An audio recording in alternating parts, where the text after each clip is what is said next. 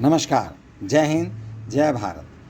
आज एक इस विशेष विषय के साथ मैं आपके समक्ष प्रस्तुत हूँ और मैं इसमें जो संसार के साथ हमारा अट्रैक्शन, हमारा अफेक्शन, हमारा लव, हमारा प्यार, हमारा मोह जो संसार में लगा हुआ है, उसके लिए मैं आपको एक कहानी सुनाना चाहता हूँ। किसी गांव में एक संत आए।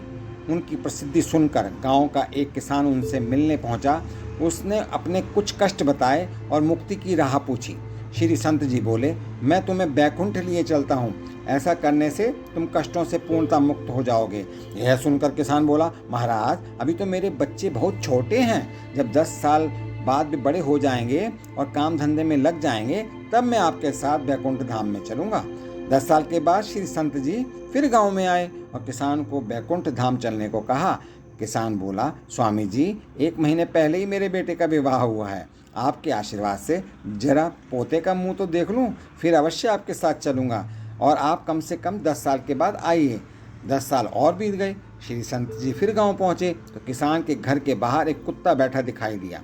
फिर उन्होंने अपने योग बल से जान लिया यह कुत्ता ही पिछले जन्म में किसान था।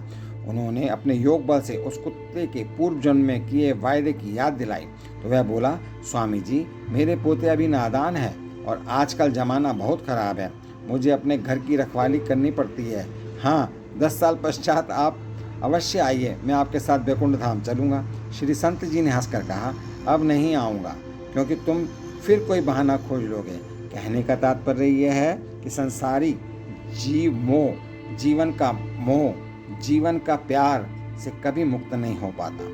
मोह आसक्त व्यक्ति की संतुष्टि का कोई अंतिम बिंदु नहीं है।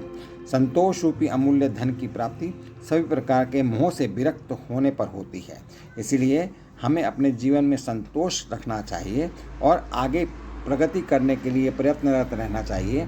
परंतु यह नहीं भूलना चाहिए कि एक शक्ति है, एक परम परमात्मा है, एक परम पिता परमेश्वर है जो इस संसार को, इस सृष्टि को चला रहा है। उनकी कृपा, उनका आशीर्वाद हमें अवश्य चाहिए। इसके लिए आप प्रतिदिन सुबह शाम, प्रातःकाल, रात में कम से कम 2 मिनट 5 मिनट निकाल करके साधना अवश्य कीजिए, ध्यान अवश्य कीजिए।